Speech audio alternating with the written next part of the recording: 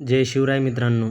महामहिम राजपाल केसरी मैदानातील गट क्रमांक 39 सुटला आणि गट क्रमांक 39मध्ये बिनजोडचा बेताज बादशाह मथुर आणि त्यासोबत फॉर्च्युनरचा 1 नंबरचा मानकरी लखन.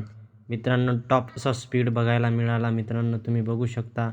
मित्रांनो, सेकंदाचा बादशाह आणि बिनजोडचा बेताज बादशाह ही जूट एकदा पुन्हा पळताना बघितण्यात आली मित्रांनो.